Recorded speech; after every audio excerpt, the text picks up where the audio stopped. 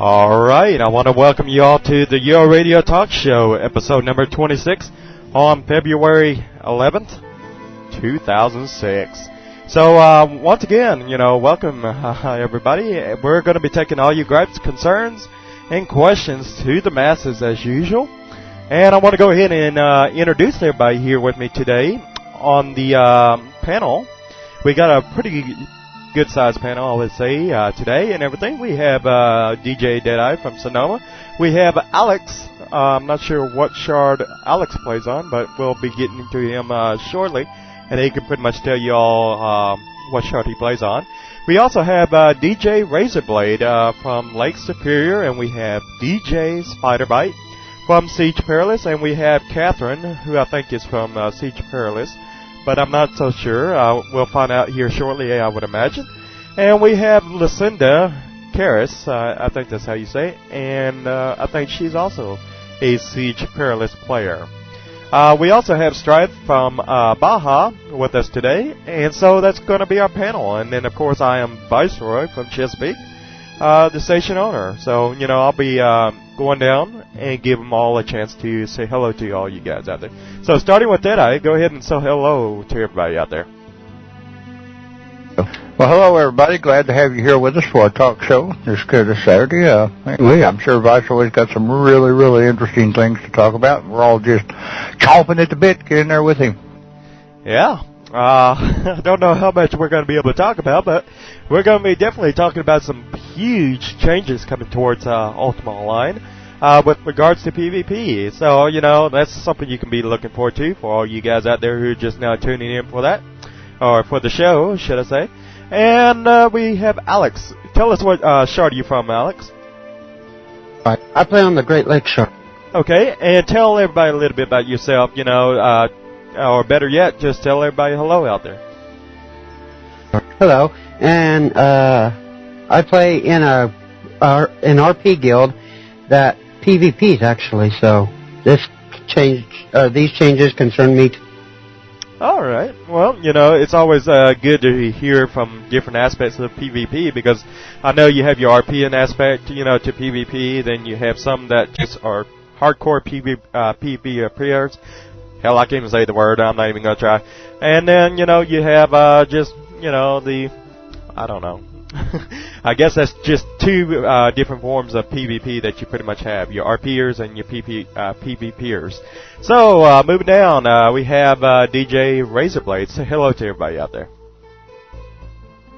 Hello, everybody. This is DJ Razorblade, and welcome to the talk show. I hope that you guys enjoy it. Yep. And we also have Spiderbite. Go ahead and say hello to everybody. Hello, everyone. I'm really looking forward to today's show. Even though we kind of threw it together last minute, I'm really looking forward to it because we're dragging users and players in to the talk show. So this should give a nice twist on it, and compared to what we're used to with just the DJs and maybe a special guest in here. So, I'm looking forward to it. Yeah. It's always interesting to see how these things turn out. Like last week, as a matter of fact, I made a mistake, and I was trying to edit the sound file for the recording from last week, and unfortunately, I seemed to take the original sound file and modify that one, and then save you over the other original file, and then so when it was all done and over, it sounded like a bunch of chipmunks, talking real fast throughout the talk show, and I was like, there's no way in heck that anybody's going to be able to listen to this and make any sense of it. So I do apologize for all you people out there who didn't quite get out there and get to download the milestone episode number 25. So, yeah, my bad. Go ahead, Catherine, and say hello to everybody out there, by the way. Hello to everybody out there, by the way. Sorry. I'm from Siege. I would be Spiderbite's in-game wife. Oh, okay. Well, it's definitely a pleasure meeting you and hearing from you for the first time. I don't think I've ever had the pleasure of speaking with you before until now. So I'm glad, I'm finally getting a chance. And so with that said, we're going to move on to our next panel guest here, who's Lucinda Karras. Go ahead and say hello, everybody out there. Hello, everyone. This is Lucinda Karras, and I'm a new player on Siege Perilous. Good to see you, and you might want to turn up that microphone if you can. All right, and then, of course, we have Strife from Baja. Say hello to everybody out there. Hello. All right, and that was a simple hello. Yep. So let's go ahead and dive right into the topics and everything, even though we just ate up 8 minutes of talk show time. As you can see, we're just trying to prolong this as much as possible. So let's get into the nitty-gritty stuff, and let's start talking about some of the recent changes, or better yet, before I get into all that, I do want to take the time out before I forget, and I want to thank everybody out there who have made a donation to Yo Radio in the last week or whatever, because, I mean, the generous outpour from the UO community has been so great that we've actually managed to raise enough funds and gold donations and everything to help keep Yo Radio around for another 2 months. So for all you people out there who've made a donation this week during our little fundraiser drive, thank you so much. I mean, and I think everybody here can pretty much attest to that, who's a part of Yo Radio, and all the listeners out there as well who were unable to contribute as well. So thank you once again for all the people out there who've made a donation to Yo Radio. So with that said, let's go ahead and jump right into the discussion. I'm kind of nervous, as you can tell. And so we're going to discuss some Mr. Tax PvP proposals. I'm not really too familiar with how PvP is today because I haven't really PvP'd since AOS. I'm not too fond of what we have now for PvP.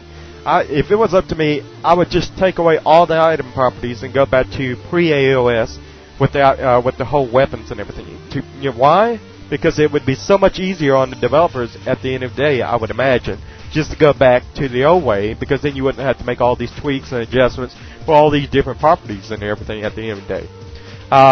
Plus, it's somewhat more simplistic in comparison to what we have now. So I'm kind of wondering what y'all thoughts are on some of Mr. Tax PvP proposals and everything. So if you have any thoughts on it, or if you have any comments, please turn on your little red light, and let's talk about it.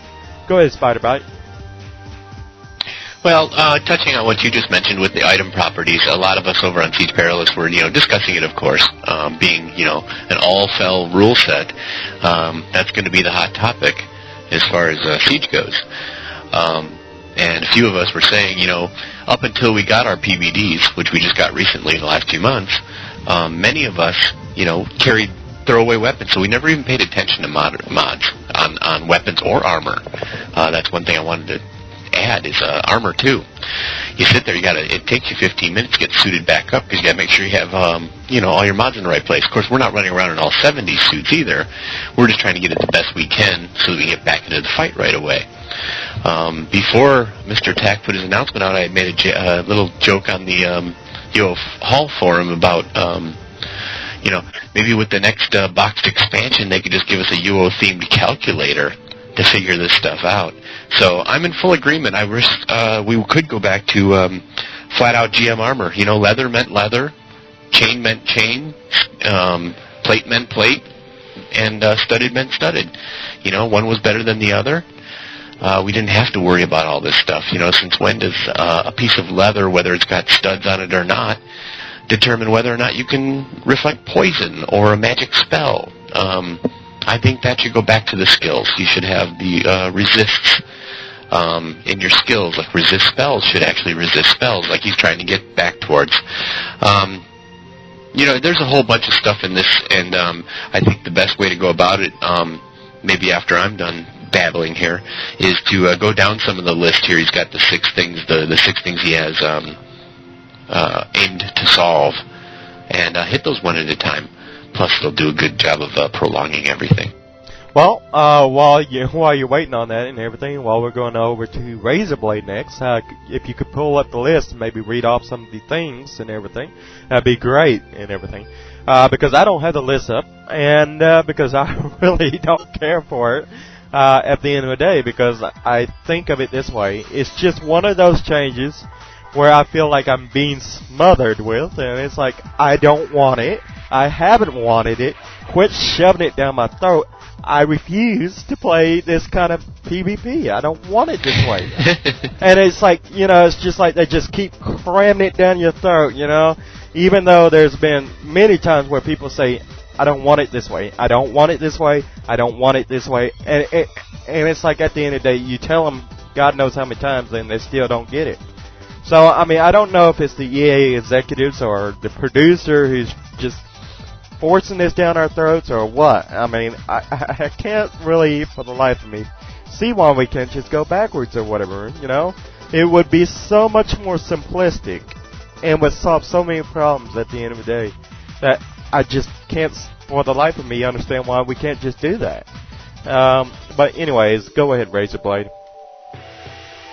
Well, I kind of agree. I'm one of the old players. I used to play the very first UO, and kind of really don't like the changes that have been made so far.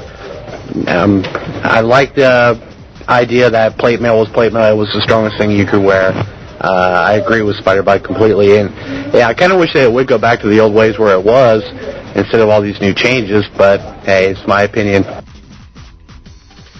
Yeah, well, pretty much is that at this point I could care less if it's a pre-UOR shard, if it's a pre-AOS shard, whatever. Just give me something that just gets rid of all these item properties. I mean, I have to sit with a bottle of Tylenol on my desk just because it gives me such a headache just to look at all those numbers. I mean, unless there's a way you can get rid of all those properties for me and keep what you got now, I'm never going to be quite happy. So, I mean, either give me pre-Renaissance or give me pre-AOS. Give me something that gets rid of those item properties. I'm sick of them. I want to take a spear, know a spear, and know that, hey, my spear is just like everybody else's spear at the end of the day. You know what weapon's better. You know the drawbacks of each weapon. You don't have to sit there and say, oh, well, this is a negative aspect of my weapon here because it has 10% damage increase, whereas this weapon over here has 30% damage increase. I shouldn't have to do that. I shouldn't. At the end of the day, I should be able to say, oh, a halberd, it's going to really do some massive damage. And I pretty much know what the average damage is on this, and it's a really kick-ass weapon. And there's no doubt about it as to what it's going to do, but it swings real slow. And that's the only two things I need to know about it. Whereas today, you have to think about all the things. You have to really put a lot of thought into, is this weapon going to be a good weapon for you? Is it going to take down your opponent? Or what? I mean, really, that's the problem that I see with PvP at the end of the day. I don't want to sit there for 30 minutes and think about all the little fine aspects. I mean, it ought to be general. And it's not. It's detailed. And I don't want all that. Go ahead, Spider-Bite. Well, one thing to note, and I do have the list up here, by the way. We can go into it in a little bit if you want. But on that note, you got to remember this list of Mr. Tax is based on player demands. Now, granted, we don't know where these player demands are coming from. They could be coming from UO Hall. They could be coming from emails. They could be coming from these polls that go out that I've never gotten. But a lot of people seem to get them. Things like the fights are over too quickly. Something like that I'll agree on. Somebody does come up with a weapon like you're talking about. I'm terrible at gauging weapons. I don't know how many times me and Catherine have walked around for weeks, and she's making fun of me because my stamina is always low. And no, don't go off in that direction, Catherine, before you even start. But I'm always sitting there waiting for my stamina to regenerate and regenerate. Finally, I just go and randomly grab a weapon out of my box because I don't know what each weapon does. I just have ones that have high numbers on them. I go, cool, this might work. Next thing you know, I'm not worrying about stamina anymore. Now I'm sitting here worrying about my mana. If I had a tutor to sit there and go through my weapon box or my armor box, tell me, okay, this is crap, this is good, that's great. That'd be wonderful. I think that's the next new profession, I think, I'm trying to remember who it was. I think it was Severino over on the Siege boards was saying, yeah, I need a template tutor to get me through AOS. And it's true. You do. Your template, you got to worry about your templates. You got to worry about your armor modifications. You got to worry about your weapon armor modifications. You've got to worry right down to, is my strength at the right place? Is this, strength and, the statistics are great. You only got 3 of them. Thank goodness nobody bitched and moaned about those, otherwise we'd have 16 different statistics as well. In any case, okay, our fight's over too quickly. Yes, everybody's sick of 2-hit kills. Templates not balanced against one another. When we keep introducing new templates, it's going to keep happening. Now we're introducing new races, which was fine by me. I completely expected orcs and maybe elves, but orcs for sure. But to give them bonuses either way, instead of just giving them a role-play ability, which is what they've been wanting for years, that's another. 2 item dependent. Everybody knows that. That all goes back to the mods. Number 4 is no good tools for analysis or rebalancing. Yeah, like I said, let's toss a UO calculator into every box with the next new expansion. Second to last is the third-party applications, cheats, exploits, hacks. I don't see a whole lot of that. I'm on Siege. If somebody gets busted for doing that, they're going to get called out on it. And then finally, no reason for PvP. For people who like me, and there's several people on Siege who can attest to it, that watch me run out and do my little kamikaze into battle and have a blast if I last longer than 45 seconds, run back, get suited up in crap armor, come back out. That sort of thing doesn't bother me. But for people who sit there and put together suits that are all 70s, and, they blow $1 million gold in insurance on a production shard, or lose it altogether on Siege, I can see where that would be an issue, where they'd be like, this just isn't even worth my time. I've got to go out and farm for 3 days straight before I go back into battle again. So, yeah, I think it all comes down to making the fights more even. Right now, we've got people out there that are gods, and it's because they have the time to sit there and study the system, know how it works. Like I was telling Vice earlier, I had an expert on Siege I wanted to get on, but he just couldn't do it because he's in UK. But he could have explained, because he can adjust to the template within a matter of hours with soul stones and stuff like that, and be ready to go out. Who cares what changes UO throws at him? So, just going down the line in a very lengthy term, and in an effort to prolong our show. That was my thought. Wow, that was quite a bit. If you could throw that URL out in the IRC room or whatever, that would also be great, because then I can actually open up the little webpage and give a little bit more feedback on what I think and everything. But, at the end of the day, I would prefer so much more simplicity than what we have. I mean, if you want constructive criticism, there you have it. I want simplicity. I'm not getting it right now. I just am not getting it at all. And I feel like it's being ignored. But and the question is, how do you take what we got and make it simplistic enough to the way we had it before, with a classic UOR shard, or with a pre-UOR shard, or pre-UOR? How do you get back to that? How do you? You can't. So, I mean, that's why I'm so much in favor of a pre-UOR shard. So, I mean, I want simplicity. I don't know how you're going to do it, because right now we're at a point where we have all these different properties on an item. And I don't know how you can eliminate half of them without affecting something else. But, I mean, why not have, I guess the only ideal or suggestion I can put forward is, why not just have, static properties for all these different weapons? Why do we have to have various different properties for each item? For example, if you want to use a halberd, why not have 35% energy resist or energy damage? And it's that way for every halberd that's ever put out into production.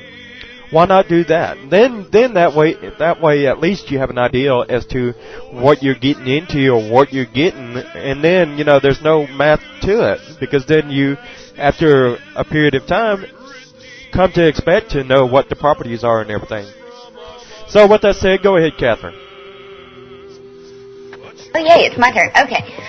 My only problem is with the different types of armor, it's not really the properties that I have a problem with, it's how the properties are displayed across the different types of armor. Like, plate armor should be where it has higher physical resist, because if you hit somebody in metal with a sword, naturally you're not going to do enough physical damage, but if you hit them with the lightning bolt in metal, it's going to fry them. Now, the whole little weapons thing, I have no problems with that because I happen to love my Soul Seeker because it is like the awesomest weapon ever. Everybody should get one. Anywho, so moving along from that, the different types of weapons, having massive damage increase on the weapon is a problem. Because you get somebody with, like, say, 50 plus on their damage increase on their weapon alone, then they're wearing 25% damage increase bracelet and rings and armor and all that stuff, and then they're going to hit you for like 300 points. There's no way you're going to heal off of that. Well, I mean, not 300 points, because that'd just be a little over the top, but anywho. But you know what I'm saying? Have it where the leather armor has less physical resist and maybe more magic resist than any of the others. Or make it to where plate has less magic. Just even it out. You know, make it a little bit realistic. Okay, that was mine. Okay, well, I guess what I need to ask here real quick.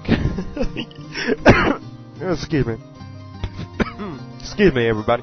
What I guess I need to ask here is, am I not the only one here? And just, you know, quickly going to the list, I'll just go down here. And I want to know, basically, am I the only one here who would like to see most of these properties removed from the weapons and armor to make it more simplistic, or are we more concerned about the damage input or the output of a weapon? Because, quite frankly, I could give a, 2 cents less about, about the damage, output of a weapon. I could care less about that at the end of the day. I just want to be able to get into the game, get me a weapon or a piece of armor, and put it on and not have to think about all these different attributes on a piece of weapon or armor. How simple is that? I mean, that is my biggest argument, and I can't, for the life of me, see how people can just sit there and complain about the damage output or the speed increase or whatever else it is on a weapon. I mean, I just, for the life of me, can't understand it. I, for one, am not into that. And I'm kind of wondering, am I the only one who sits here and just gets fed up with all these different properties? Or would you guys, or are you guys much like me, who would like to see it more simplistic, maybe 2 or 3 properties at the most on an item? Because, I mean, back in the old days when you had the old system prior to the item properties and everything, you might have 1 or 2 or 3 properties, which was you had your might, sword of power, and then you had your eminently accurate and stuff like that that would give you plus 20 to tactics, so forth. And those were properties. You had 1 or 2 different properties, maybe 3 at the most. You might have one that had that was a silver vanquishing sword that was eminently accurate, that had fire spells or fire bolts on it, whatever. So I'm kind of curious, would you not like to see it reduced on the properties instead of having, God knows how many properties that we have now? Anyways, go ahead, Deadeye. Yeah, well, we have a situation where we've already put the item properties into the game. And you have a mix of people. You got people that like the item properties and other people that don't. Unfortunately, you can't just turn around and yank them out of the game, because then you're going to really aggravate the people who do like the item properties. So I'm more in favor of creating a shard where we can go play on the basis of not having those item properties and having everything more skill-based. I believe that's the only way you can accomplish it, because once you've given everybody these item properties and all that stuff, let's face it, everybody's carrying around some kind of killer weapon, with all kinds of this enhancement and that modification on it and everything else like that, and we like them. Yeah, I got them. I like them too. But the thing about it is, you can't just take them away from it. If people come into the game and find out all those properties have changed back to square one, they're going to be aggravated, and they're going to have people quitting the game and everything else. So my vote is to go for a separate shard, go play on that basis where everything's on a little more of an even keel. Yeah, I guess that's the only way it's going to be feasible and not piss off a lot of people in the process. But go ahead, Razorblade. Actually, I agree with you, Vice. They should actually lower it down to maybe 1 or 2 properties on each item or armor or weapon because, when we very first started out playing UO, the very beginning, you had to really, really work on your skills, get them up there, and then when you got them up there, you finally said, hey, I did something. I got him all the way to GM, And I agree on this list here where it says that, in my opinion, gear should not be so useful that allows you to forego a skill. I mean, you got to work for those skills. If you got a plus 11 archery and, you start off at 50 archery, you're already at, it's ridiculous. It really is. In my opinion, they should put maybe 1 or 2 properties on each item. It'd make it a lot easier. Granted, a lot of people would be upset because, they're already used to having 7, 8, different kind of properties on weapons and armor, but I agree with you. It should be 1 or 2. All right, and let's see. I think Spiderbite was next. Go ahead. Actually, Lucinda was. Why don't you give her a chance? All right, go ahead, Lucinda. I agree with Deadeye on the separate shard to get rid of some of the properties to bring it back to like it was. But moving to Siege, I chose to be a tamer for that reason because it's just so confusing. Okay, well, thank God I ain't the only one here that finds it confusing. Oh, my goodness. Because, I don't want to sit here with a bottle of pills on my desk, just get rid of these headaches from all that. So, like I said, I really don't really care so much. Yeah, I'm pretty much pre-UOR type guy, that is in favor of that kind of stuff. But I don't want to sit here and mess with item properties. There's no way I'm going to be messing with all that. Especially when you bring crafting and everything else that's going to come into this later on down the road. Let's think about this. For all you people out there who are wondering what kind of playstyle I play when I play Ultima Online, well, let me tell you. I used to PvP. Well, guess what? I haven't PvP'd since AOS because of the item properties. I'm not going to sit there and mess with all that. Not day in and day out. No. So if you want me playing PvP, well, you got to get rid of the item properties because I'm not going to have it any other way. Second of all, I don't want to have. I used to be a crafter, but guess what? It's kind of hard to be a crafter whenever you come into the game and you can get better loot off of monsters and stuff like that. Then you can actually hammer out, through crafting or whatever. So that's kind of ruined for me. Okay, and then third of all, the only other aspect that's really left for me is buying and reselling things. But that's going to crap because of all the scripters out there. So what 3 aspects or the 3 favorite aspects of the game that I used to enjoy? What's left out of those 3 aspects that I can actually go out and enjoy anymore? Not really too many anymore by the sounds of it, right?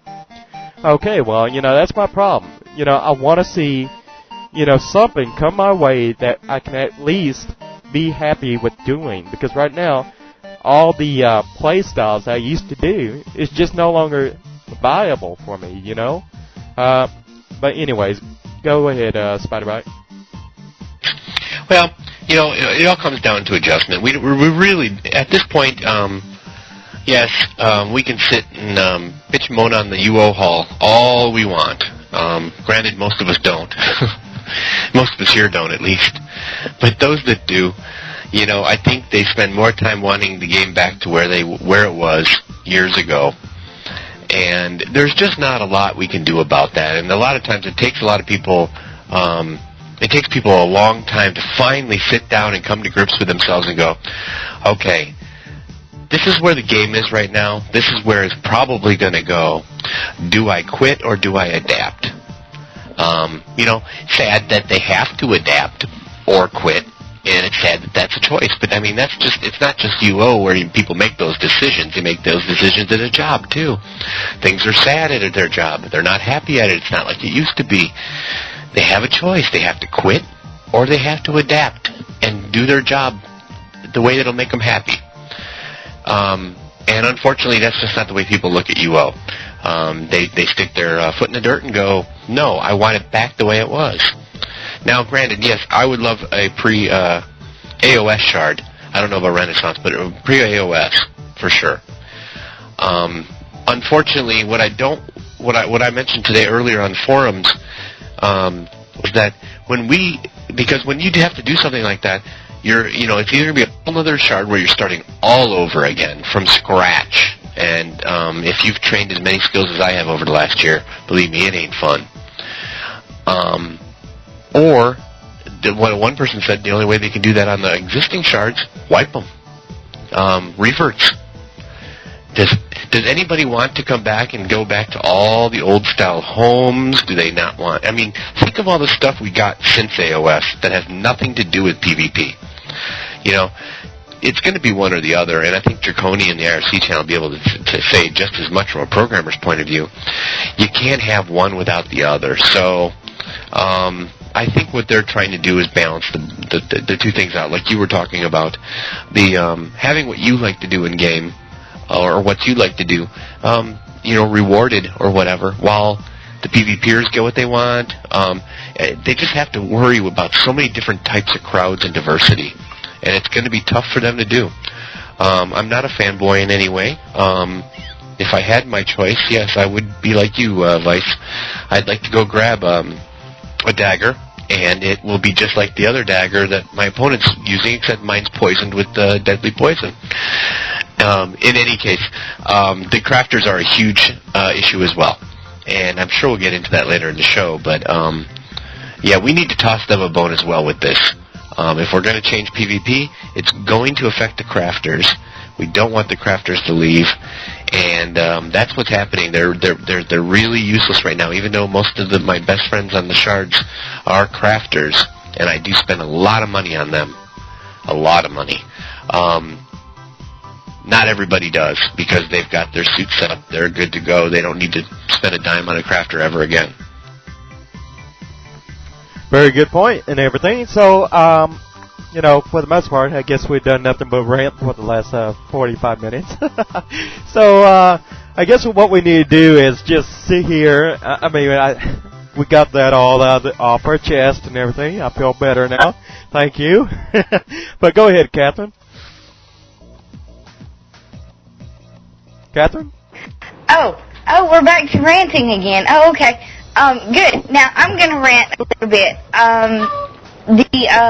The crafters, with the loot being better than what can be crafted, I totally agree there. They should make it to where GM crafted armor is, way better than anything you could loot.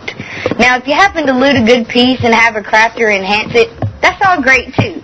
But yeah, crafters really need to be brought back into the game. But the way they changed the loot and the item properties on weapons that aren't artifacts or minor artifacts, it's just insane as to how many crafters can actually still be in the game and still be able to play because of that.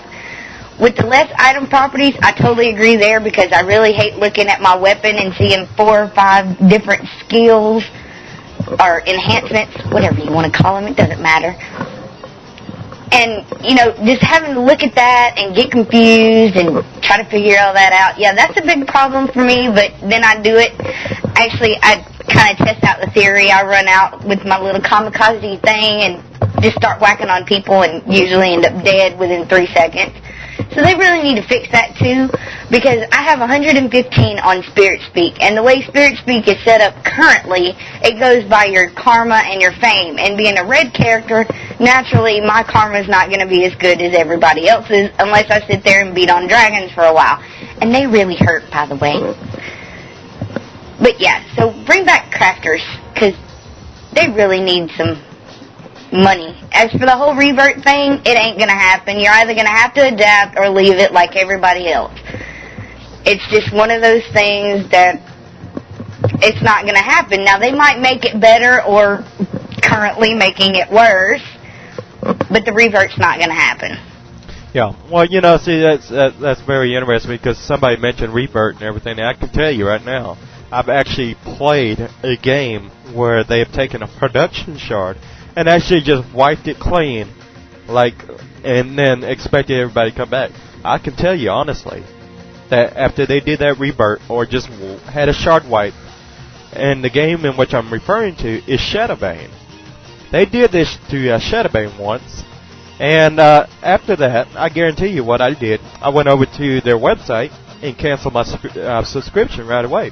I don't play a game for 8 years to have something wiped away, and then try to make it better. What I think the developers at the end of the day need to do is sit down and try to figure out how can we restore perfect balance to the game. Let's think about it. From a tamer's aspect, you have all these different professions. You have tamers, you have crafters, you have PvPers, and you have everything else. How can we restore perfect balance to the game to where every profession in this game has a viable opportunity to make something out of their profession? For example, you look at tamers. Does tamers have much of a money-generating profession now? Can they actually sell their dragons and everything like they used to? No, they can't, because we have pet bonding. Can thieves go out and steal from other players now? No, because we have insurance. I mean, you think about all these little things. They have, in so many different ways, compromised all these different professions, and that, at the end of the day, is what I think the developers need to be looking at and trying to rectify. And that's my biggest gripe, is that we don't have any solutions to rectify these problems, except maybe try to, rework it and say, yeah, it's somehow better. And I think that's what's really happening with PvP, is they're making some tweaks to it, and it's somehow supposed to be a lot better in the future. I mean, don't get me wrong. I like Mr. Tact and everything. I think he has an idea as to what he's doing. But at the end of the day, are we going to be back a year later and saying, well, PvP don't work, it's time to rebalance it again? I mean, like we have been doing for the last 8 years. I mean, yeah, it'll probably be easier for them to do later on, but, it's always going to be a problem. So, I mean, you're always going to have the mages crying that the warriors are stomping their butts and so forth, and then you're going to have the warriors crying they ain't got a fair shot in hell, at fighting these mages and everything. That's been a, thing that's been going on back and forth for over 8 years now, right? So let's look at the professions overall. Let's try to uncompromise them to where they're useful again. And that's what I see in the problem with Ultima Online nowadays. You got so many things that contradict one another. So go ahead, Strife. My main character that I've played for the past, pretty much as long as I've been playing, is a legendary smith. And back when I very first started, I played for a little while and then I got out of it. I don't remember what happened, but I left the game for a while and I came back, and my smith cannot make money off anything that he makes himself. I've been forced to create another character who, my plan anyway, is to go out and find these weapons as loot that are much better than anything I can possibly make, and take it back, enhance it, and try to sell that, because right now that's the only way that character anyway can make any money. And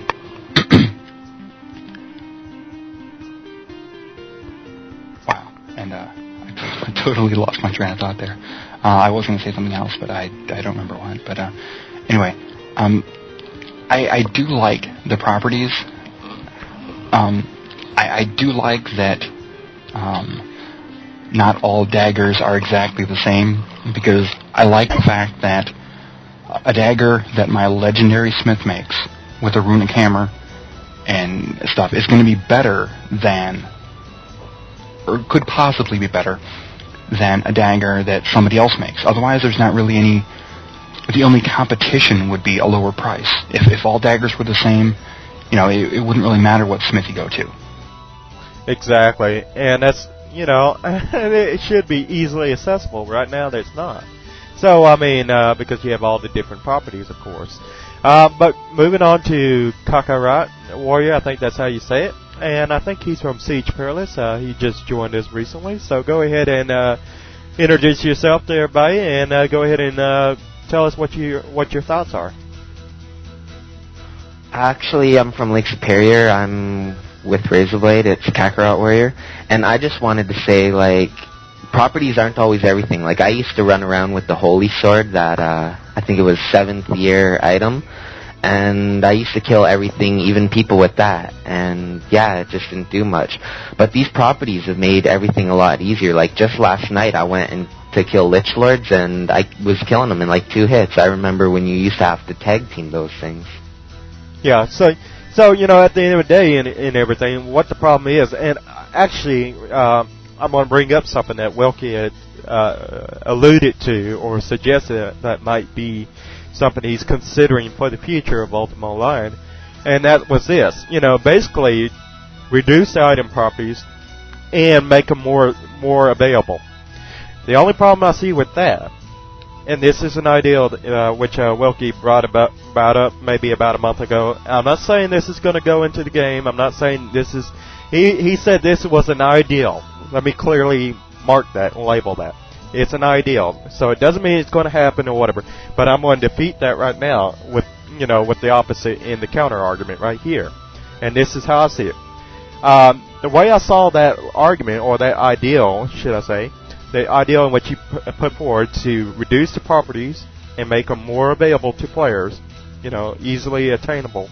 The only argument I could propose to that, have we ever thought about, while that's good for the players and everything, have we ever thought about how much easier the game's going to be overall if we go out and giving everybody all these, average weapons that are easily accessible and that could actually go whoop up on a monster solo or whatever? I mean, what about from the monster perspective? Is it going to be fair for them? Are they going to stand a chance after we reduce the properties on the high end and then just make them more easily accessible? Is this, going to create a problem in where we have more gold coming into circulation into the economy, or what? So, I mean, that's something that I would like to throw out there. And now, moving on, I want to also move on and discuss factions, because this is also in Mr. Tack's PvP changes. And right now, there's no reason to PvP. And this is what it says. The faction system is horribly broken, and as one of the person on the boards kindly pointing out, all of our efforts to drive people to Fel have centered around either PVM or crafting. Duh. Okay. We need a more engaging, meaningful system that entices people to fight one another. Unfortunately, that's not going to happen in this publish. Okay, so we got that out of the way. So let me ask you guys here on the panel with me, how can we make PvP more interesting? And here's something to give you guys an idea to think about. Over on Europa, I've noticed that there's like some guild or some alliance called the Northern Alliance or something like that, or some huge Europa alliance or something like that. And the thing about this alliance is that they've actually created a reason for conflict in all these different factions. Now, rather than having 4 factions, you have maybe a faction for each town, So, like I was mentioning in one of my other talk shows and everything, a city-state kind of type of scenario for Feluca. So you have all these different city-states, and then you have, people fighting for power and everything, to control the other city-state, or as many city-states as possible. Why can we not have something like that, where we're fighting for control of city-states, like the Trisnik faction, the Britain faction, Moonglow faction, all these different factions, I think that would be actually awesome.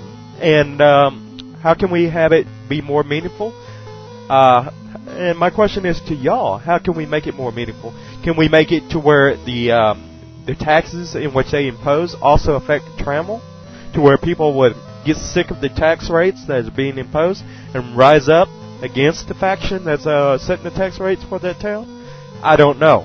Give me some ideas, because right now the only good thing about factions is that you can go farm these little faction vendors and get a good rate on your deal, and quite frankly, I don't believe in that. Do y'all believe that you should be able to go and just basically farm these faction vendors and get a good rate, and that anybody outside a faction can also get this? I don't think so. Not me personally. I'm in total disagreement with that whole concept. But go ahead, starting with Razorblade. Go ahead. Actually, I kind of like your idea there. That's actually a pretty neat idea. I kind of miss, the faction deal where, you can take over the towns and all that, and it gives it more meaning if, you've got a way to do something like this.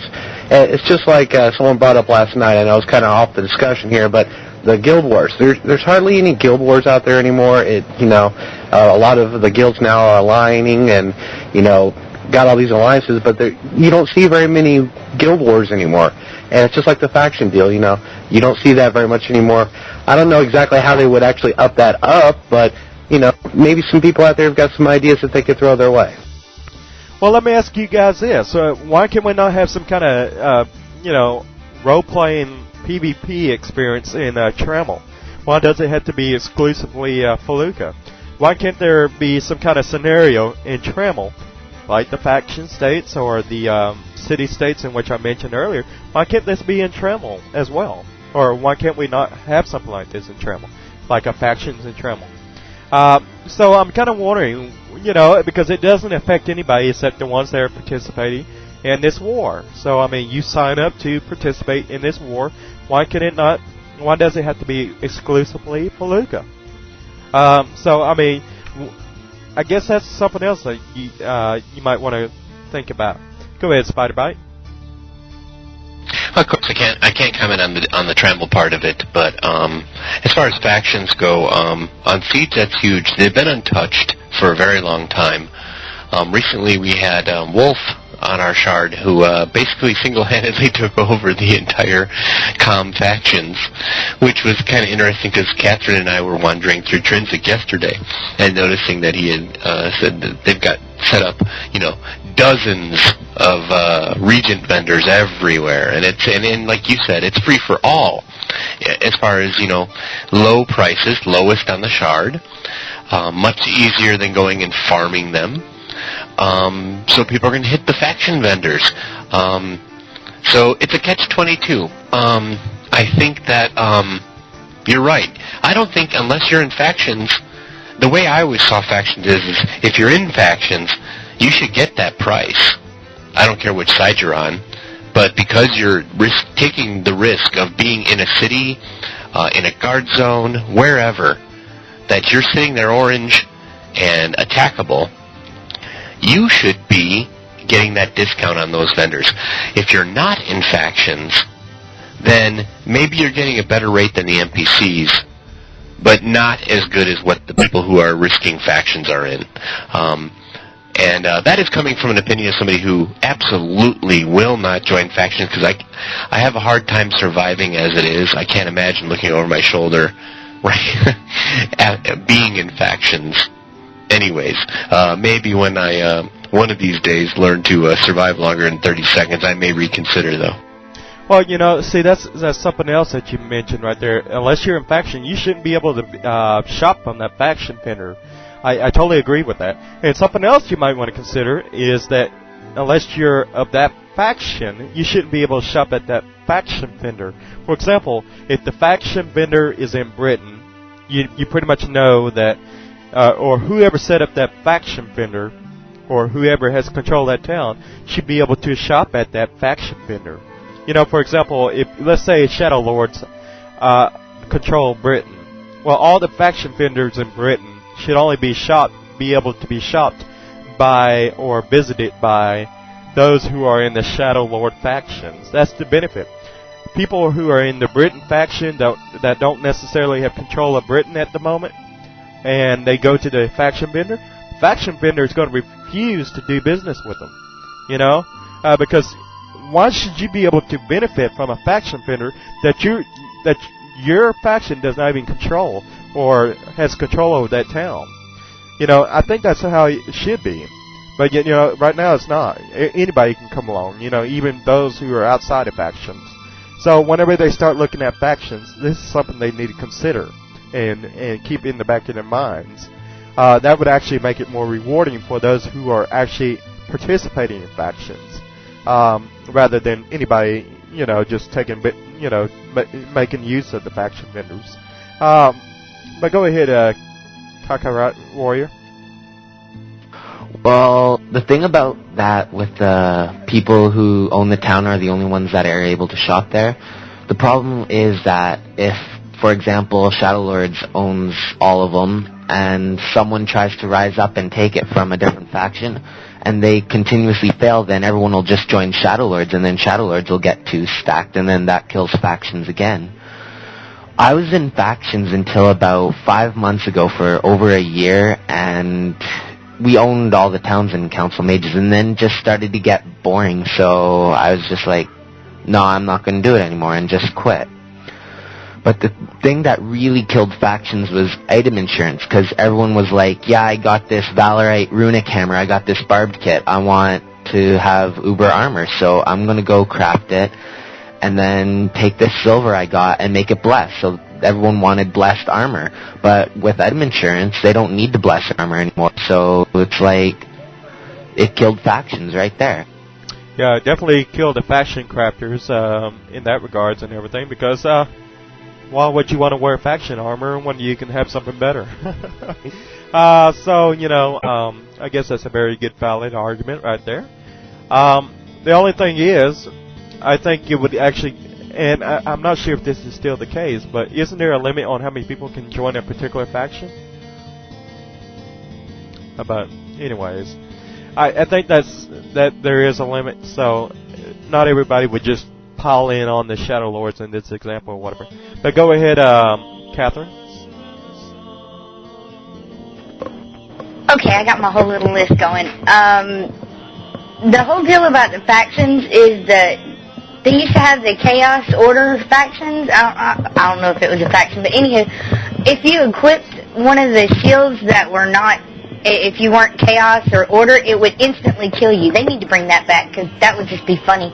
Because people loot your shield and then try to equip it and die with you. But as far as faction vendors go, they're a great thing to have on Siege, because their prices are way below what an NPC would sell you. Or, well, yeah. In my case, I can't buy from NPCs because they really don't like me. And so the faction vendors on Siege are a really good thing, but they should make all of the vendors like they do the horse traders, because if you go to a horse trader and you're not part of that faction, the horse trader will tell you that it cannot sell to you because you're not part of their faction. So if they set up the faction vendors that way, because somebody on the Siege Perilous boards were saying something about everybody should have to join factions. Well, I don't agree with that, but if they want benefits of faction vendors, then yes, they should join a faction. But like Spiderbite was saying, COM owns every single town. So everybody would have to be in COM, or they would have to actually get into a faction that could fight against them. And speaking of Trintic, there was like a ton of faction guards there. I mean, like hundreds. It was unbelievable. And the whole taking over the town thing, if I joined a faction and I took over a town, could I rename it to what I wanted it to be? Because I would really love a cat town just somewhere, because that would be so cool. Okay, I'm done now. Well, yeah, that's some really neat ideas, I guess. But yeah, what I was thinking is that, you know, if we was to ever maybe implement more factions or whatever, or more city-states, so to speak, or whatever, I think it would actually be kind of cool, because then you could actually, you know, for example, have guilds declare their loyalty to a certain town or whatever. Or whenever you form a guild, let's just say whenever you form a guild, you declare your loyalty to a particular town, and based on what town you declare your loyalty to, well, then that's the town you're going to be fighting for, you know.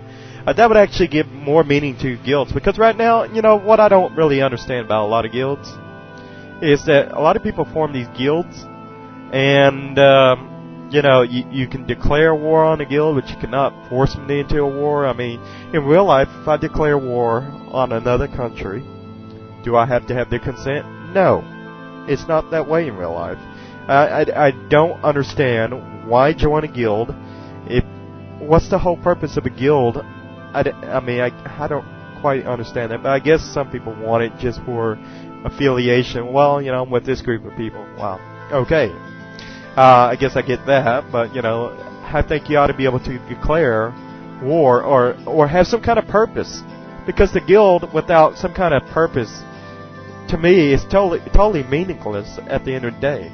I mean, if you ain't out fighting for something, or if there ain't no conflict, then why is a guild formed in the first place? Just for social aspects? I mean, hell, couldn't you accomplish that without a guild? I mean, if you really wanted to. I mean, for those who use it just as a social aspect, I see it as a big old friends list or buddy list in game. But go ahead, Kakarot Warrior. I just wanted to say, like, they're planning on capping damage, and apparently they already did, but if damage is capped, why did the guard one-hit kill me the other day? Yeah.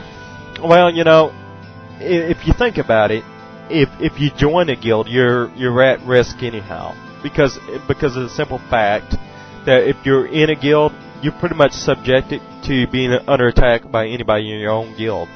Granted, yeah, you can kick them out of your guild, but there's always a risk of being a part of a guild in the first place.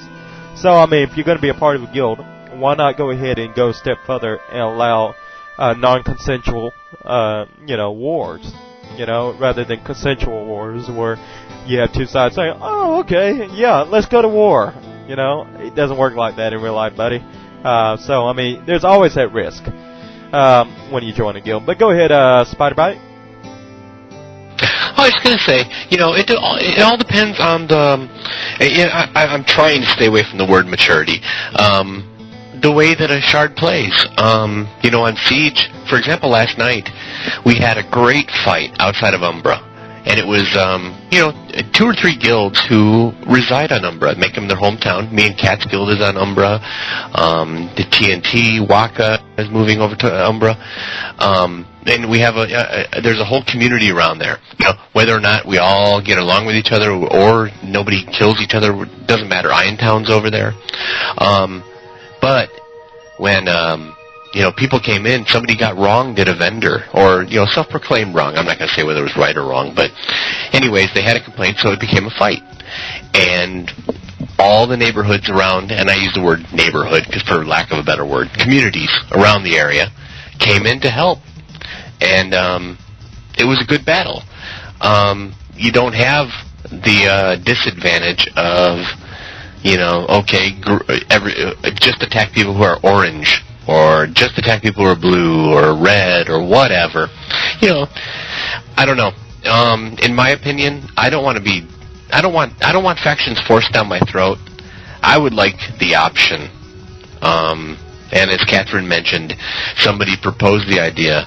When you log on to Siege, you get a gump right away. Are you Order or Chaos? Make your choice right now.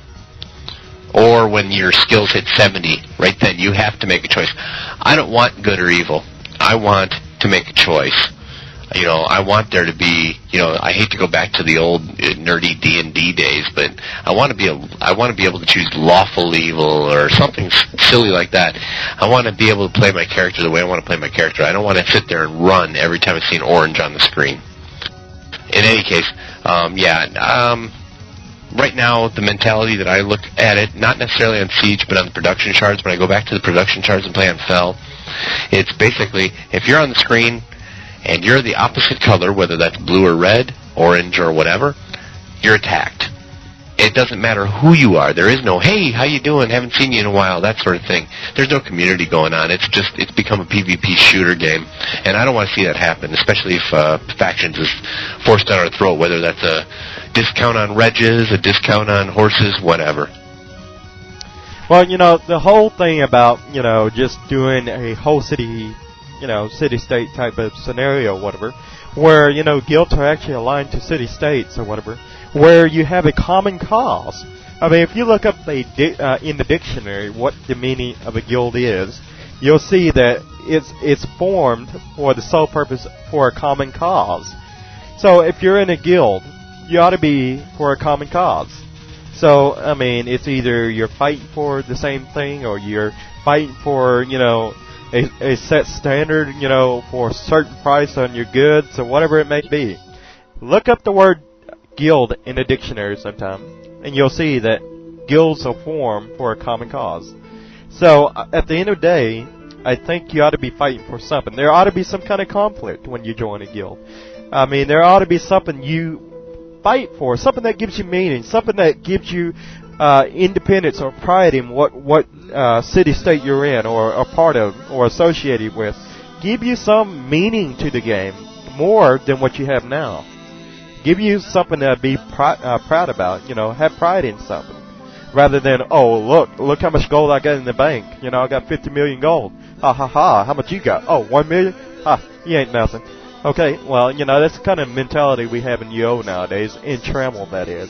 And pretty much the same way in Palooka. And so I think it would actually instill more pride in the game if you was associated or fighting for something. Go ahead, Catherine. Oh, okay, it's my turn again. You know what, never mind, just skip over me because I forgot what I was going to say. No problem. And go ahead, Kakarot Warrior. Well, what I just wanted to say was a continuation of what other guy was saying about no communication anymore. Well, I go all the time to U-Gate on my mage who is red, and I just run around trying to talk to people as well. And of course, since I'm red, everyone tries to attack me. And I just run around, everyone attacks me, I just avoid fighting them, just run around and heal them until they give up, and then I just stand at the gate and just start talking to them. And so I'm trying to start the community back up. And another thing that I want you all to consider, if you have city-states and everything, you can have like a city-state faction leader or whatever. And then, you guys can, in essence, vote for your leader, which in essence would be like a mayor or something. You like that idea? A mayor who actually represents your city, looks out after your city's interests and everything. And after so often, you elect a new mayor, or you can vote him out of office or whatever, get you a new mayor or a new commander, who would also be your commander, by the way. And he would actually be passionate about your city and everything. He can beautify your city or add things to your city, take away things, make deductions, and all kinds of politics and everything that would go along with it. I think it would actually be kind of neat, to have that kind of control over a city or have that kind of influence over a city as to how it's going to look, what kind of services are going to be rendered in the city. Are we going to have guards? Protect the people from wandering monsters that might come in through the city, or what? I think you ought to have a lot more control of the game mechanics than you do now through, through a city factions or whatever, city states. I think if we had that, it would actually make the game a lot more interesting from a political standpoint of view and a social aspect on all kinds of reasons. Because, if you combine all those different, scenarios together, then you have conflict. Political conflict, you have social conflict, and you have, military conflict. And I think that would add so much, really spice it up. That's my kind of game, Really spice it up, get the fire going. Go ahead, Deadeye. Well, what if you carried it all the way to the point to where if a particular faction controlled enough city-states, they'd have a right to crown a king, What about that? An emperor, like Napoleon or something, yeah. See, and really, in essence, I guess, and even if you do lose control of your city-state, you're not bound to that, you can always come back and take it back later and just get a bunch of guilds together and just go back and take it back, You don't have to be inside the city or centralized anywhere. You can be in exile, so to speak, or you can ally with another city faction or whatever, or your guild leader can do that, ally with another city faction, and then, you have an alliance. Just like what they are doing on Europa. I really like how they're doing things on Europa, and it's because of that I would like to be part of it, But the thing is, they're all the way over there, and I'm getting a ping of 200 or so, and so I can't really so much go over there and just be a part of it, Yeah. I can see it right now, coming into the game, you're going, hey, bud, who's the king this week? Oh, we don't have a king. We got a queen. It's Catherine. Yeah, all right. Well, she ain't going to be in there long. We're going to assassinate her tonight. Well, I like the idea of that because, it would actually give it a lot more meaning. And then, for all the people, new players or whatever, they wouldn't have to align with they don't have to join a guild right away. I mean, if you choose to join a guild as a newbie, well, then you're subjecting yourself to the risk of being in a city-state, or a part of a city-state. Or let's just say you're not, you don't have to make any affiliation with any city-state or align yourself with any city-state until you're like, up to skill caps or something. Because once you have 700 skill points or more, you're pretty much established by then, or hopefully you are. But then again, you would have, let's say Trisnik invading Cove, or Umbra invading Luna, or Luna invading Umbra.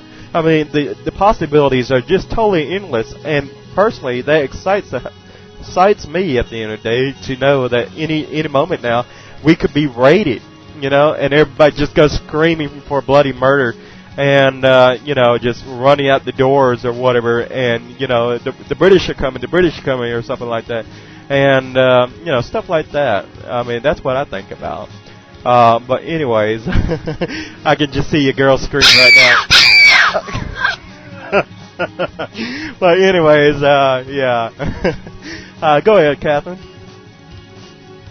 Okay, one, I love you, Deadeye. You are so sweet. Queen Cat, I love it. It's, totally awesome. Oh, anywho, about the whole blue, red, orange, green, whatever stuff. Yeah, on Siege, that used to be a problem until most people realized that half of the reds you talked to weren't as bad as half of the blues you talked to. So they kind of just, backed off a little bit on attacking on site. Some of them still do it, I know, because I have to go into Luna half naked. Anywho. So beyond that, the whole guild war thing, yeah, you should have a consent for the other guild to actually join in the guild wars, because if you've got a guild that's mostly crafters and 4 or 5 PvPers, you're not going to actually accept guild war for that, because your crafters would pretty much get cut down in 1 or 2 hits, because they have absolutely no defenses. Plus, we don't want to kill off the crafters because they make those really pretty dresses, and we've got to have those. And the guilds having common, what was that word? Common, things. Anywho, CWS used to be like that. I mean, I haven't really done anything with them in a very long time. Shut up, Spider. But yeah, CWS used to be where you could vote in a whole council. There was 5 council members. There was somebody who planned events, which was me for a year and something. And you had your guild leader, who was mostly only your diplomat. He talked with the rest of the guilds about guild wars, stuff like that, which CWS never accepted any guild wars because they were all it was totally neutral. So you had a whole council that actually ruled the entire guild. Well, not really ruled, because you could get voted out or kicked out, whatever. But yeah, I like the whole idea of me in a little throne in a city with the Queen Cat thing. I love you, Deadeye. Okay, I'm going to shut up now. Yep. And, yeah, that's definitely, I love that idea, because I just love the idea of war. Yeah. Well, yeah, but anyways, I'm just having too much fun. But anyways, just scared the hell out of a lot of people. You're having fun with your buttons, Viceroy. Yeah. But yeah, oh man, I tell you, I'm about to cry right now. But anyways, moving along to our next subject here and everything. I just want to point out to everybody out there listening in and everything, we have a upcoming UO Town Hall meeting in Redwood, California. What are you guys expecting from that? Supposedly they're going to be showing some things in which they're working on, or announcing some things in which they got in the works and so forth. So I'm kind of wondering what y'all think will come out of that. And I do know we have 2 DJs here who might be going over there and going to that town hall meeting. I think it was Spiderbite and Razorblade. So with that said, just how many of you guys are really thinking about going there, and what do you expect to come out of it? Go ahead, it's Spiderbite. I'm definitely looking forward to going to it this time. I haven't been to one in several years. And yeah, this time around it's going to be as a UORadio representative. I'm looking forward to hopefully getting the permission from EA to interview the developers and meeting a lot of them in person, because this whole new staff, since the last time I've ever been to any sort of EA event, whether that was in Vegas or wherever, I don't know any of them. I've never met any of them in person, so I'm really looking forward to it. And after many years of excuses, I finally get to meet Dor in person too, so I'm looking forward to that as well. And yeah, I will be there. I'm going to be there as definitely UORadio. Going to wait for my T-shirt to show up in the mail, so get on that, Viceroy. Yeah, well, we'll just have to get you a little white, T-shirt or something and just draw on it.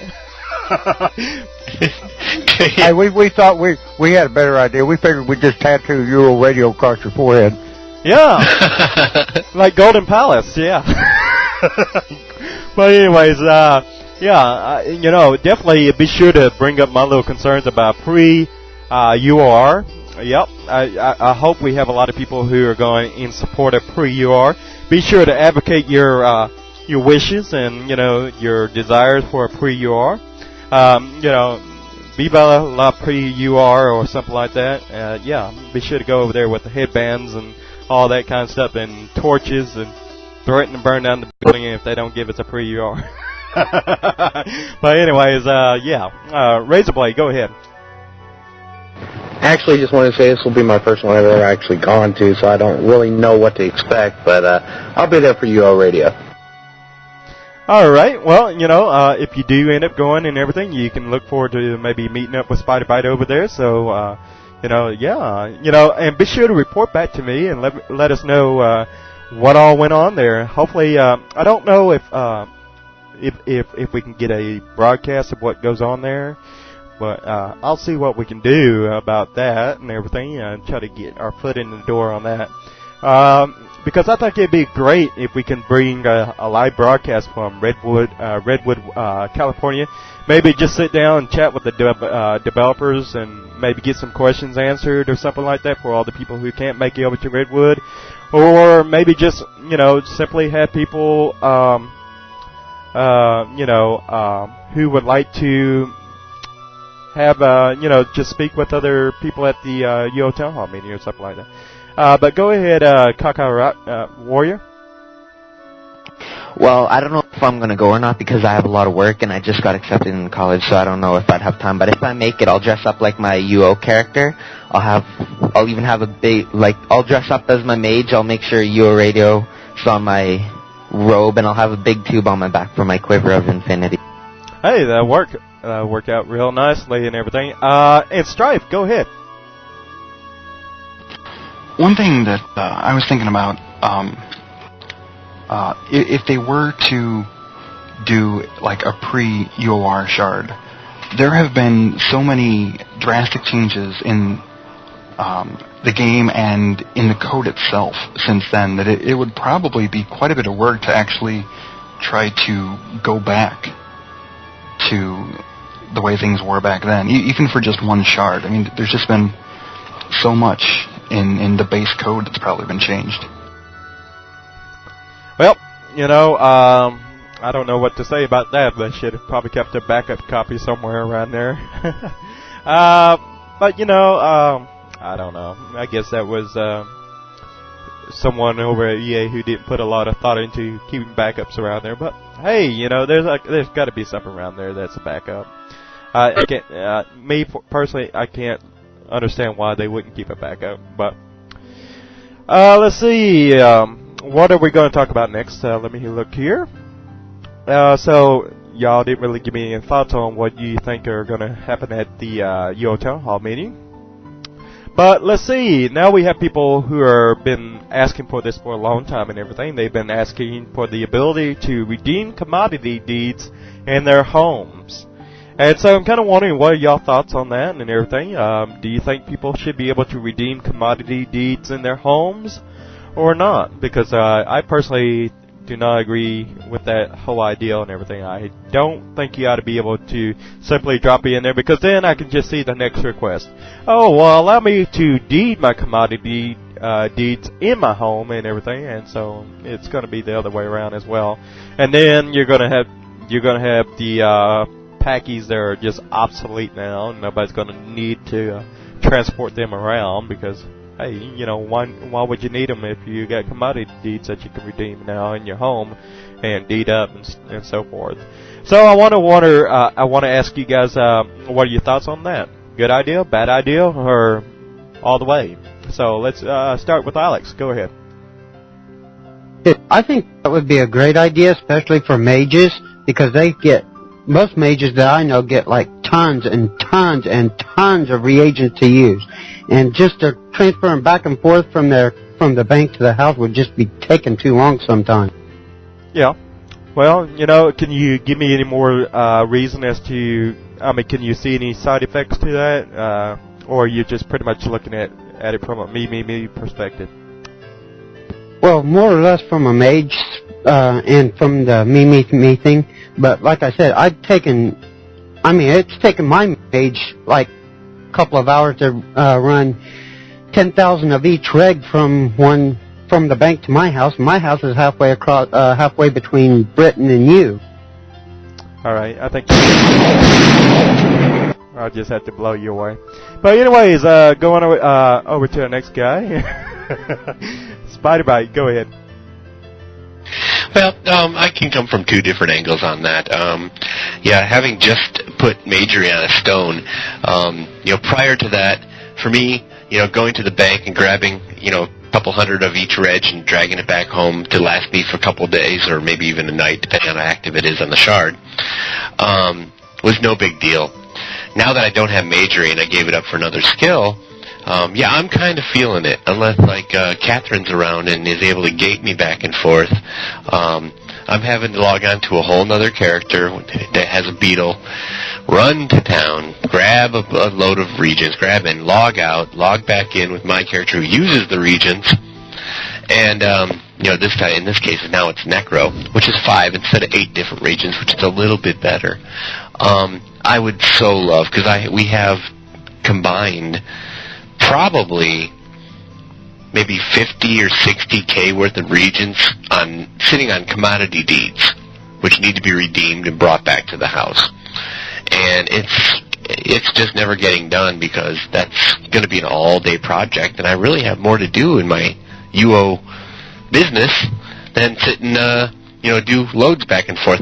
On the flip side, as somebody who goes and collects these from these people who also drag them back and forth, hoping to make it to their home in time, I kind of like the idea that people have to drag them across the shard because it does make, what's the good word, free donated regs a little more available from let's say a PK standard. Yep. All right, let's see. And for all you people out there complaining about the sound effects and everything, at least you won't be falling asleep on my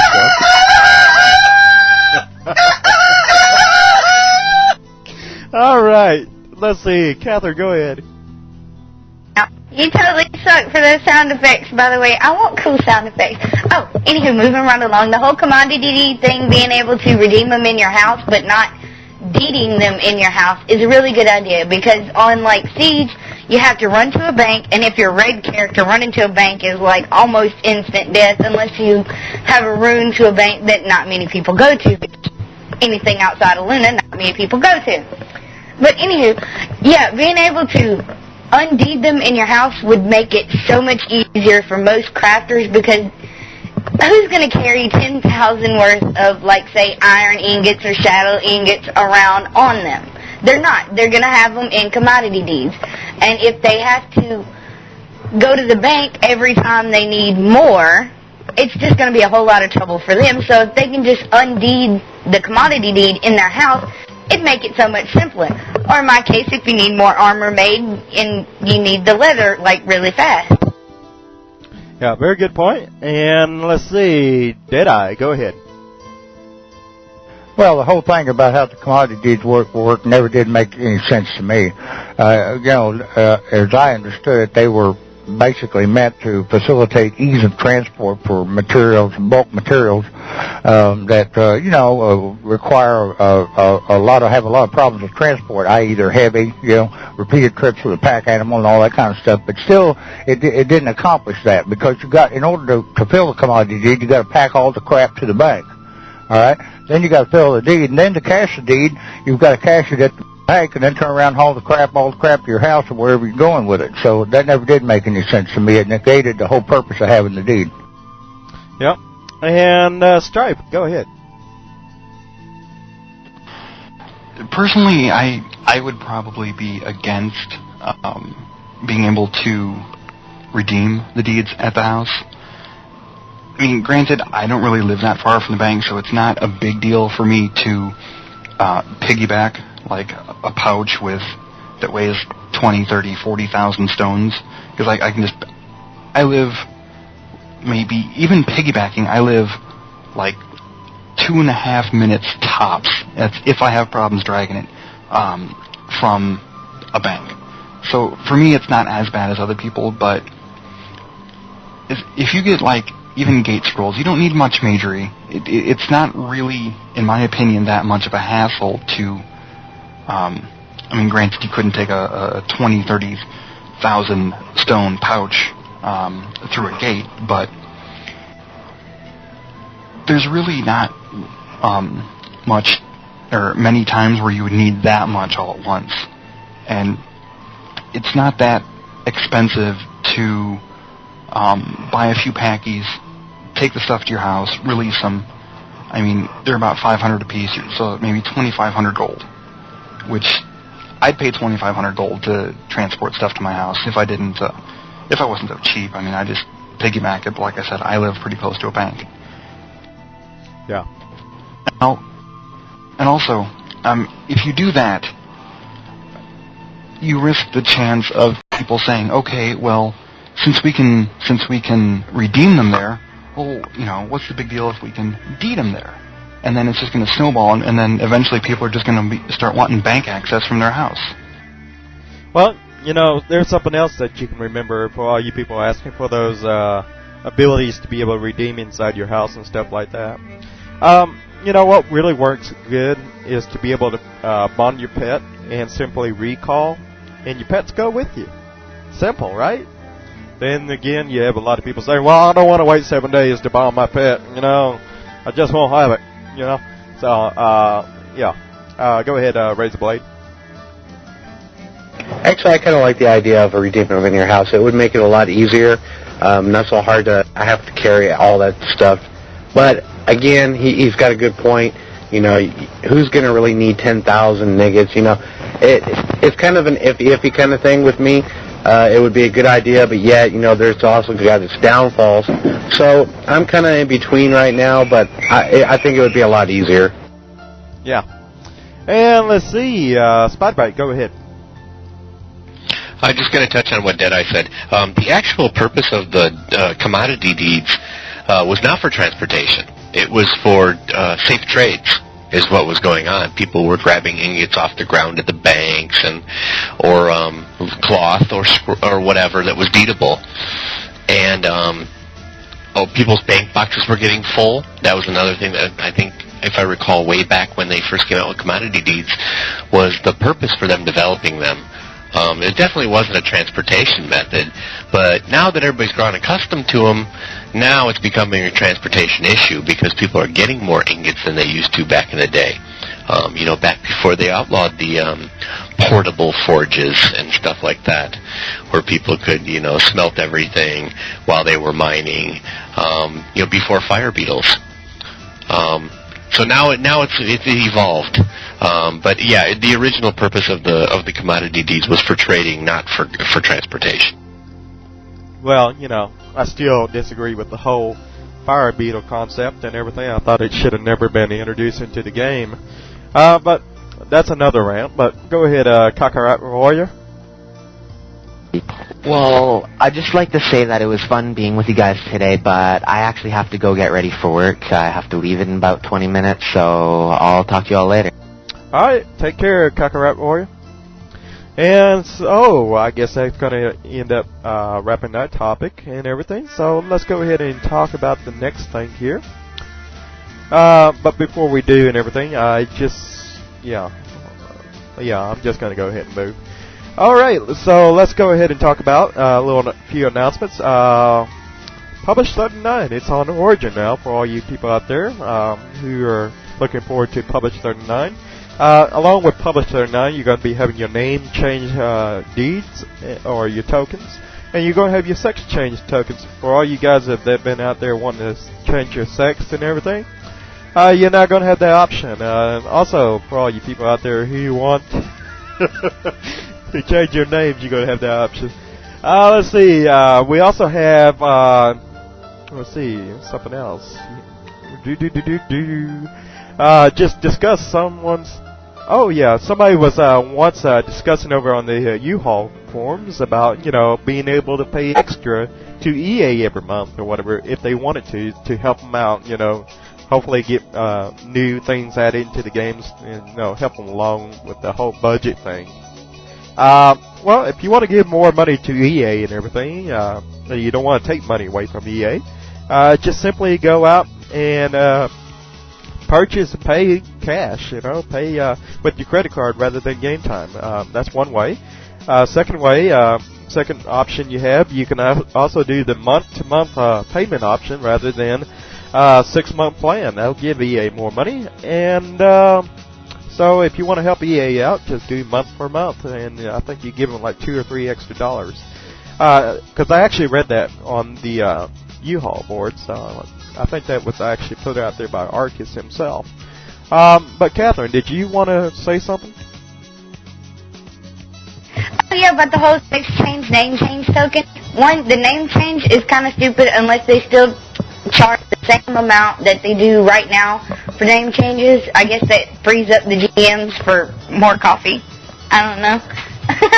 Because I've, absolutely never had a GM on Siege actually show up unless I was changing my name. Anywho, I guess Maxwell House must be supplying now. Yeah. I'm going to get so much hate mail for that one.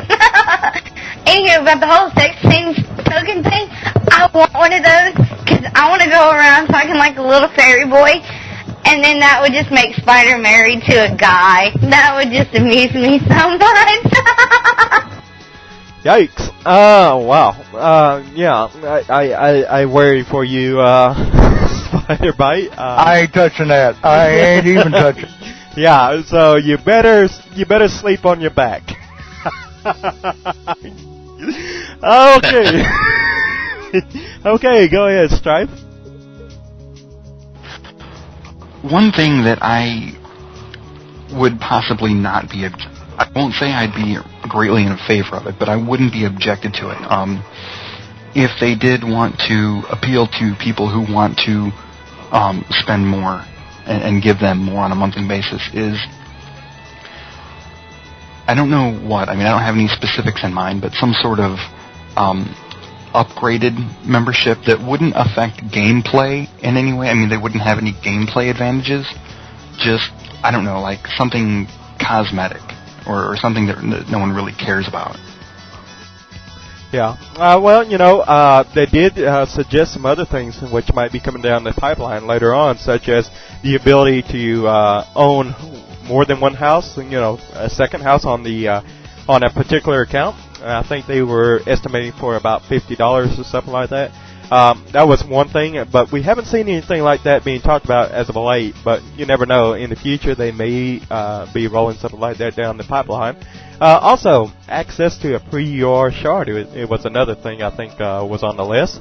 And I think the ability to purchase some kind of special pet that would interact with you or something like that. So, for all you people that wasn't content or satisfied with the parrots, you might be able to buy this special pet that does certain things for you. I don't know. But go ahead, Spider-Bite. Talking about the extra house, I think that would be a great idea. I don't necessarily think they should have to pay $50 for it, but perhaps they could offer a second house on, say, people who want to try Siege, but they don't want to give up their house on a production shard. even if it means it has a timer on it where they have to log in to, reset it so it doesn't decay or whatever reason. If they wanted to try the Japanese version of Siege, which is, I can never pronounce Munjun or whatever, same thing. Having it on the production charts, that's a tough shot because, most production charts, they're full up. I think Origin may have some space left and a few of the less populated shards, but otherwise, why would you go to a less populated shard with the only exception of housing space, and then there's nobody there to play with? Charging people for a second house is a great idea, but if you're paying $50 and you have nowhere to put it, unless, again, you're coming to try a whole new experience, like you're coming to Siege and you need a place to put your stuff and your bank box doesn't cut it, then yeah, it's a great idea, but I don't see it worth a $50 value. Yeah. Well, that might be actually a good idea, and have ability to own a third house on the account, or maybe the ability to own a house on another shard. That way you can play on more than one shard and have a house on, multiple shards rather than just, one house per account. And then that way you can have, one house per shard, and then you can basically purchase, the ability to place a house on many different shards. That would be one feasible option, and then that way if they ever introduce a pre-UOR, you have the ability to purchase into that, and you have the ability to purchase into Siege, and I think it's Mugen, or Mugen, or something like that, for the Japanese Siege Perilous, but I don't see too many Americans or Europeans going over there and playing on that one, especially unless you have a keyboard that allows you to type all those little funky characters and everything. But go ahead, Catherine.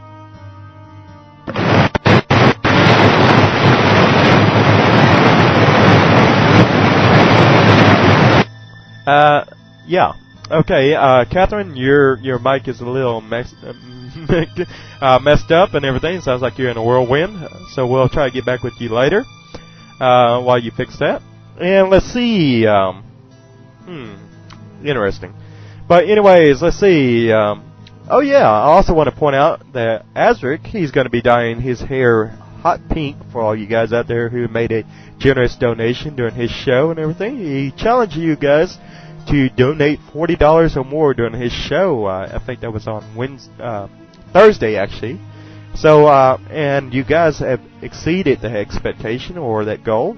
And you guys managed to raise, I think it was $90. So he went out and actually dyed his hair hot pink, and he's going to be taking a picture and putting it up on the DJ over on the photo gallery for all you people out there to look at. Yes, and you can actually see Azric with hot pink hair. He ain't going to ever be able to live that one down. But go ahead. I'm going to have so much fun with that. Oh, I'm going to have so much fun with that. Yeah. Let's go ahead and let's see what else do we have here on the list. We also have yeah, I think I already talked about that.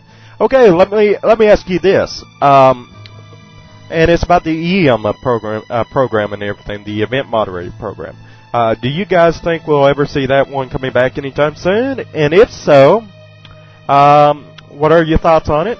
And did you like it? And have you ever participated in a event moderator event on your shard? I personally never attended a event moderator event because half the time I don't even know about them.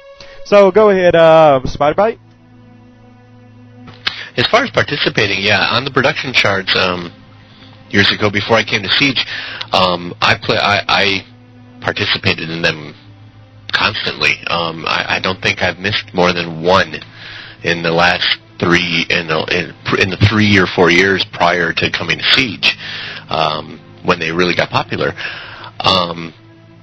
And that was over on Sonoma, where Masera's the EM, because she does such a great job of it. She also does a great job, like you were talking about, how you never know about when they're going on. She does a great job of the alert system. I mean, it's very difficult to miss a Sonoma event on an EM event on Sonoma, because she's got the gems lit up in the middle of the afternoon when there's going to be one that night.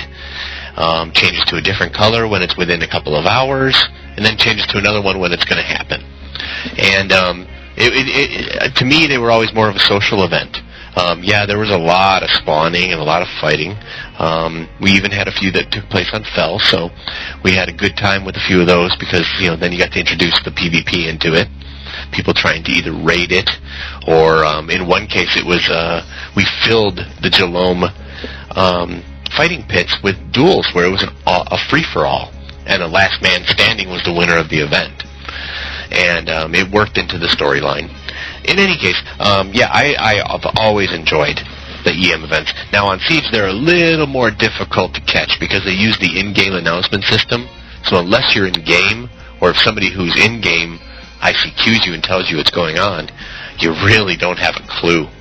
Whereas on Sonoma, that light lights up at 2 p.m., somebody's on the boards within an hour saying, hey, the gem is green, let's go. And that means you have 8 hours to worry about it. You go, oh, hey, we got an EM event tonight. And you just make a mental note of it and you log in around that time. On Siege, and it's not really a complaint, it's just, not enough work has been put into the alert system. And being a smaller community, not everybody's going to be on at the time to even notice. And nobody camps it like they do on the production shards where you have, 1,000 people waiting for an EM event that night. As far as the new arcs coming out, I hope the EMs get their contracts renewed. I really do, because that's coming up soon, I believe. I don't know if Samara is on tonight. She can let us know, but I hope they are, because I do enjoy EM events a lot, especially on Siege, because we have the added incentive, using the word loosely, of extra conflict, extra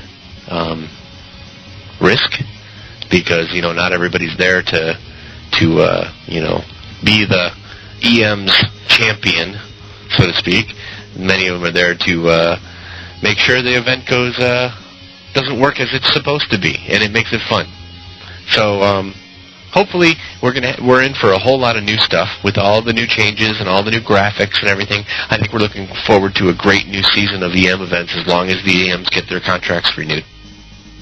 Very good point. And it's kind of interesting how different. Well, let me ask you this. I guess you pretty much answered my question, but I was going to ask you, just exactly how much different is the events on Siege from production shards, and you've already answered that.